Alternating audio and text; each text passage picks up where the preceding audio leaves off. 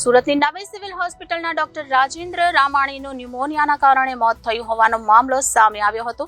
નવી civil hospital કેમ્પસમાં આવેલી સરકારી મેડિકલ કોલેજના પ્રથમ વર્ષમાં અભ્યાસ કરતા હતા। ડોક્ટરના મોતને લઈને ડોક્ટરના પિતા દ્વારા મેડિકલ કોલેજના ઇન્ચાર્જ ડીન રેસિડન્ટ ડોક્ટરને શારીરિક અને માનસિક ત્રાસ આપતા હોવાનું અને સિનિયર રેસિડન્ટ તબીબ દ્વારા રેગિંગ કરવામાં આવતી હોવાનો આક્ષેપ કરવામાં આવ્યો છે। ડોક્ટર રાજેન્દ્ર રામાણી તેના પરિવાર સાથે નાના વરાછા વિસ્તારમાં લક્ષ્મીબારો હાઉસમાં રહેતા હતા અને સર્જરી વિભાગમાં પ્રથમ વર્ષમાં રેસિડન્ટ તબીબ તરીકે અભ્યાસ કરી રહ્યા હતા। ડોક્ટર રાજેન્દ્ર રામાણી બીમાર થયા બાદ તેમને સારવાર માટે નવી સિવિલ હોસ્પિટલમાં ખસેડાયા હતા અને ત્યારબાદ ખાનગી હોસ્પિટલમાં દાખલ કરવામાં આવ્યા હતા અને 2 જાન્યુઆરીના રોજ ડોક્ટર રાજેન્દ્રનું મોત થયું હતું। ડોક્ટરના મોતને લઈને પરિવારના સભ્યો આઘાતમાં સરી પડ્યા હતા। તો બીજી તરફ ડોક્ટરના પિતાએ નવી સિવિલ હોસ્પિટલના મેડિકલ કોલેજના ઇન્ચાર્જ ડીન સહિતના લોકો સામે લેખિતમાં ફરિયાદ કરી હતી કે પુત્ર રાજેન્દ્રને છેલ્લા અઠવાડિયામાં માત્ર 5 કલાક જ ઊંઘ કરવા મળતી હતી અને જમવાનો સમય પણ આપવામાં આવતો ન હતો। સિનિયર રેસિડન્ટ તબીબ અને સિનિયર ડોક્ટર રાજેન્દ્રને એવું કહેતા હતા કે તારે કામ નથી કરવું એટલે તું બીમારીનું નાટક કરે છે અને સિનિયર વિદ્યાર્થીઓ પોતાનું કામ જે વધારે મહેનતવાળું હોય તે જુનિયર વિદ્યાર્થી પાસે કરાવતા હતા।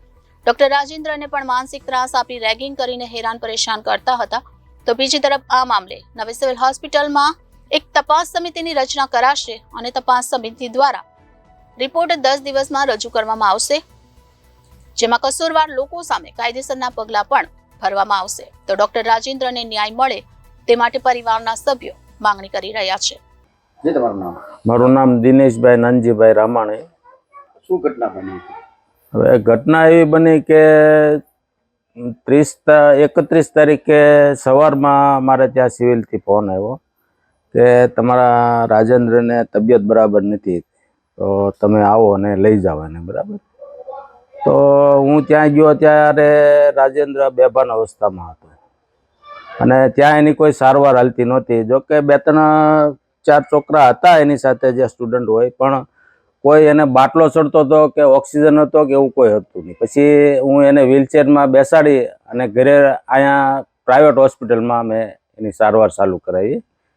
જો પહેલાં આપણે બલર હોસ્પિટલમાં લઈ ગયા, ત્યાંથી રિપોર્ટ ને એવું બધું કરાવીને ત્યાંથી મને એવું જણાવ્યું કે આને ઓક્સિજનની જરૂર પડશે, એટલે હું એને પીપી સવાણી હોસ્પિટલમાં મેં એને એડમિટ કરાવ્યો અને ત્યાં એની સારવાર દરમિયાન મંગળવારે એમનું મોત થયું। એની ઉપર શું અત્યાચાર થયો? એની ઉપર અત્યાચાર એવો હતો કે એમને 48 કલાક કામ કરાવાતું અને ટાઈમસર જમવા ન દેવાતું। જમવા અહીંયાથી ટિફિન જાય તો પણ ટિફિન ત્યાં પડ્યું રહેતું અને જે એના સિનિયરો હોય એને બહુ એને મેણા ટોણા મારવામાં આવતા કે ભાઈ તમારે લોકોને કામ નથી કરવું એટલે તમે બીમાર છો એવા બાના કઢાઈને રજા તમારે જોતી છે। સિનિયરનું નામ શું છે? સિનિયરનું નામ તો એક એને મને રાજેન્દ્રએ જણાવેલું, હિનુલ ચૌધરી, અને એમના જે મેન છે બીના વૈદ, એમનું નામ એણે મને જણાવેલું। પહેલાં મને એણે એવું કીધું, ત્યારે 1-1.5 મહિના પહેલાં બીમાર પડ્યો ત્યારે હું એને અહીંયા લઈ આવ્યો હતો અને સારવાર કરાવી પાછો ત્યાં ગયો ત્યારે મને એને એવું કીધું, એટલે મેં એને એવું કીધેલું કે હું ત્યાં આવીને એ લોકોને કહું, વાત કરું કે ભાઈ આવું તમે શું કામ કરો છો। તો મને રાજેન્દ્રએ એવું કીધેલું કે તમે ત્યાં પપ્પા આવશો તો મારું કેરિયર બગડશે, આગળ મને તકલીફ પડશે, એટલે તમારે ત્યાં નથી આવવું, એટલે મને જવા નહોતો દીધો ત્યાં।